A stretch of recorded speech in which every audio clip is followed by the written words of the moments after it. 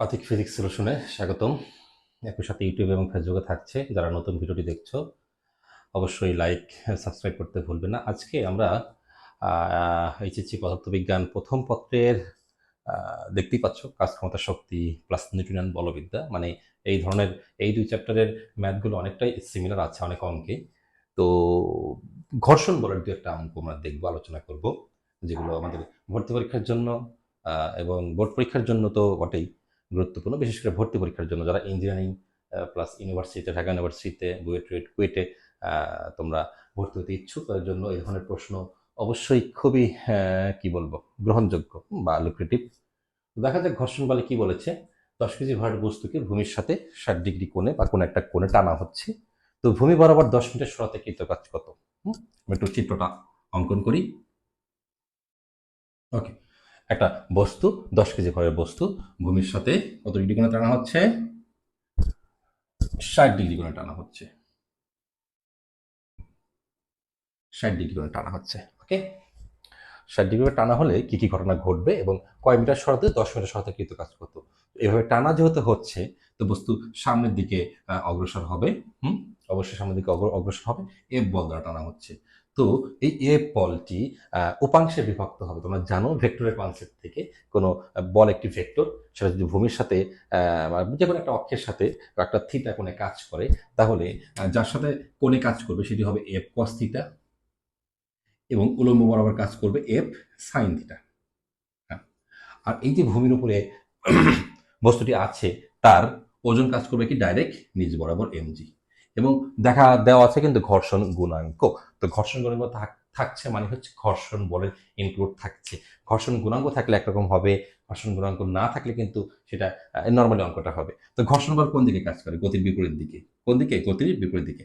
F কে বললাম। Kinetic বা গতীয় ঘর্ষণ গুণাঙ্ক, যেহেতু বস্তুটি মুভ করবে। ওকে, এখন আমাদের জানতে হবে কিভাবে ডাব্লু বের করা যায়। কিভাবে ওয়ার্ক ফাংশন বা ডাব্লু বের করা যায়। তো সমাধানে আসি আমরা।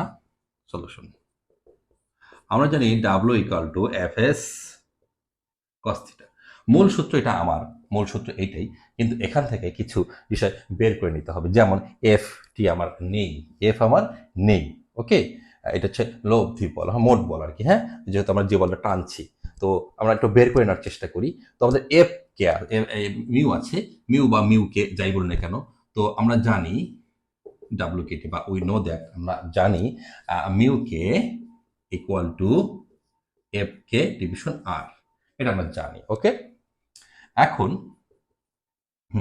F K equal to mu K R. Okay, mu K দেওয়া আছে, আর দেওয়া নেই। আর কি? আর হচ্ছে অভিলম্ব প্রতিক্রিয়া। আমি চিত্রে এখান থেকে লিখছি অভিলম্ব প্রতিক্রিয়া। একটা বস্তু তলের উপর যখন কোনো একটা ফ্লোরের উপর থাকে বা মাটির উপর থাকে বা তলের উপর আছে, তার নিচের দিকে ওজন, উপরের দিকে প্রতিক্রিয়া কাজ করে। এই দুইটা এমজি এবং এফ কস থিটা, এই দুইটার লব্ধি হচ্ছে আর। তো এখান থেকে বস্তুটি কি লাফ দিয়ে উপরে উঠে গেছে নাকি ভূমি থেকে নিচ দিকে দেবে গেছে? কিছুই হয়নি, ভূমির উপরেই গতিশীল হবে। তাহলে এইটা বেশি, এটা কম, এটা আমরা বলতেই পারি। বস্তু যদি বাউন্স করে তাহলে এফ সাইন থিটা বেশি। তাহলে লব্ধি প্রতিক্রিয়া আর ইকুয়াল টু, যেহেতু এমজি বেশি, মাইনাস এফ সাইন থিটা। আর দেখো, এফ কে বস্তু যে গতিশীল হবে কার জন্য? এফ কস থিটার জন্য। হ্যাঁ, ভূমি এই উপাংশের জন্য গতিশীল হবে। এর বিপরীতে কে তাকে বাধা দিচ্ছে? হ্যাঁ, ঘর্ষণ বলটা বাধাদানকারী বল। তাহলে এফ কে কার সমান হবে? এফ কস থিটার সমান হবে। ফাইনালি কিন্তু আমরা এখানে বসিয়ে দিতে পারি কি হচ্ছে, F K equal to F cos theta, mu K, হ্যাঁ, মিউকে তো মিউকেও থাকছে, আর মানে MG minus F sine theta. Okay, এই যে দেখো, এই যে ভেরিয়েশনটা অনেকে, হ্যাঁ, আমি যে তোমাদের বিভিন্ন ভর্তি পরীক্ষার শিট বা কোচিং সেন্টারগুলোতে এই ধরনের সূত্র মুখস্থ করতে বলে যে শর্ট টেকনিক, হ্যাঁ, কিন্তু কনসেপ্টটা যদি ক্লিয়ার না হয়, হ্যাঁ, তো এফ এর জায়গায় যদি অন্য একটা টি চলে আসে, অন্য একটা রাশি চলে আসে, তখন কিন্তু তোমার এলোমেলো হয়ে যাবে। হ্যাঁ, এখানে টিও হতে পারে, টিও হতে পারে। তো কনসেপ্টটা ক্লিয়ার করো, এটা শেখো, দেন তুমি শর্ট টেকনিক হিসেবে মনে রাখো F cos theta equal to mu K MG minus F sine theta. এখন কি হচ্ছে F cos theta, F cos theta এই সমীকরণটা থেকে আমরা কি করতে পারি? এখান থেকে এফটা ফাইন্ড আউট করবো, আমার এফ দরকার। হ্যাঁ, এফ ফাইন্ড আউট করতে গেলে কি করতে হবে? এই যে ইকুয়েশনটা, এখান থেকে এফ কমন নিতে হবে। একটু দেখি আমরা, একটু জায়গা নিয়ে করি। ওকে, এই লাইনের পরেই আমরা সমাধানটা করব। ওকে, তো F cos theta equal to, এটা ক্রস মাল্টিপ্লাই করে দাও, মাল্টিপ্লিকেশন করে দাও, F K M G minus mu F K sine theta. এখন এই রাশিটা একপাশে নিয়ে আসো। ওকে, একপাশে নিয়ে আসো। একপাশে নিয়ে আসলে কি হয়, একপাশে নিয়ে এসে এফ কমন নাও। এফ কমন নিলে কি হচ্ছে, cos theta plus mu K F mu K sine theta equal to mu K M G. Finally এখান থেকে এফ ফাইন্ড আউট হয়ে যাবে mu K M G cos theta plus mu K sine theta. হ্যাঁ, এটা অনেকে এভাবে memorise করে, দরকার নেই, এভাবে ফাইন্ড আউট করো না কেন। হ্যাঁ, আর এই এফ এর মান, এখানে মিউকের মান আছে, এম আছে, জি তো আছেই, থিটা তো আছেই। তো এভাবে বসিয়ে এফ এর মানটা এখানে সরাসরি পুট করে দিলাম। এফ এর মানটা এখানে বসলো। হ্যাঁ, মাল্টিপ্লাই এস হচ্ছে কত মিটার, 10 মিটার, কস কত ডিগ্রি, 60 ডিগ্রি। তো এইখান থেকে কিন্তু একটা অ্যান্সার চলে আসবে জুলের। তো এইভাবে কিন্তু আমাদের অঙ্কটা শেষ হয়ে গেল। তো কনসেপ্টটা ক্লিয়ার থাকতে হবে, কোথা থেকে কি আসলো মুখস্থ না করে কিন্তু একটু আমাদের দেখে নেওয়াটা বেটার। ওকে, এখন ঘর্ষণ বলের আরেকটি কনসেপ্ট নিয়ে আমরা একটা আলোচনা করব। ঘর্ষণ বল, প্রযুক্ত বল এবং কার্যকর বলের একটা কনসেপ্ট নিয়ে আমরা কাজ করব। ঘর্ষণ বল, কার্যকর বল এবং প্রযুক্ত বল। ঘর্ষণ বল, কার্যকর বল এবং প্রযুক্ত বল, এই অঙ্কটি কিন্তু একই রকম ভাবে দুটি চ্যাপ্টারের জন্যই ইম্পর্টেন্ট। বিশেষ করে নিউটনের বলবিদ্যায় করানো হয় ঘর্ষণটা, কারণ কাজ ক্ষমতা শক্তিতে ঘর্ষণের ব্যবহারটা খুবই কম। তো আমরা একটা বস্তু কনসিডার করলাম, এর ওজন এমজি, ভর এম হলে ওজন এমজি। ওকে, এটা অবিলম্ব প্রতিক্রিয়া আর। ওকে, এখন এই বলে একটা প্রযুক্ত বল আমরা চিন্তা করলাম। কি করে চিন্তা করলাম, প্রযুক্ত বল। এফ হচ্ছে প্রযুক্ত বল, এখন ভূমির সমান্তরালে, ভূমির সমান্তরালে একইভাবে পেছনের দিকে কি কাজ করতেছে, এফ এস বা এফ কে, যেটাই হোক না কেন। ওকে, তাহলে কি হচ্ছে, এখন বস্তুটি ত্বরণ প্রাপ্ত হলো। বললো যে এত ভরের বস্তুকে এত এই মানে ভর আছে, ভর দেওয়া আছে, সেটা পরে চিন্তা করছি। তাহলে এই যে এটা হচ্ছে প্রযুক্ত বল, প্রযুক্ত বল, প্রযুক্ত বলের বিপরীতে কাজ করছে এফ কে। তাহলে কি হচ্ছে, প্রযুক্ত বল বিয়োগ এফ কে, দুটো দুদিকে কাজ করছে, এটা প্রযুক্ত বল, এটা ঘর্ষণ বল, দুটো বিপরীত দিকে, তাহলে এটা লব্ধি কত, এফ, দুটো বিয়োগ ফল সমান সমান যদি বস্তুটি ত্বরণ প্রাপ্ত হয় ইকুয়াল টু এম এ। এই কনসেপ্ট দিয়ে কিন্তু অনেক ম্যাথই করা যেতে পারে। যদি ভর দেওয়া থাকে 2 কেজি, হ্যাঁ, 2 কেজি ভর দেওয়া থাকে, ঘর্ষণ গুণক দেওয়া থাকে, তখন কিন্তু সহজেই আবার এফ কেটা কিভাবে আসবে তোমরা জানো, এর আগের অঙ্ক দেখালাম, mu K equal to F K বা এফ এস, একই কথা। আর আর ইকুয়াল টু কি, M G, R equal to কি, এম জি, বিপরীতে আছে। তাহলে এখান থেকে কিন্তু এফ কে কি হচ্ছে, মিউ কে আর। সাপোজ ধরে নিলাম এখানে এম হচ্ছে 2 কেজি। ওকে, 2 কেজি ভরের বস্তুকে, 2 কেজি ভরের বস্তুকে কি,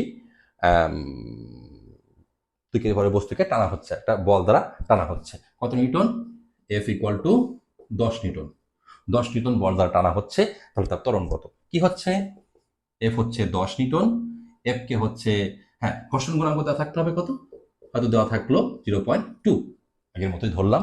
তাহলে কি হচ্ছে, মাইনাস এফ কে হচ্ছে কি, mu K R, mu K R equal to M A. That means 10 minus mu K কত হচ্ছে 0.2, আর কত হচ্ছে M G, M G 10 into 9.8, M হচ্ছে 10 কেজি, সরি এম হচ্ছে 2 KG, 2 KG equal to M A, 2 multiply A. Finally কিন্তু তোমরা simplify করে ত্বরণ বের করতে পারছো।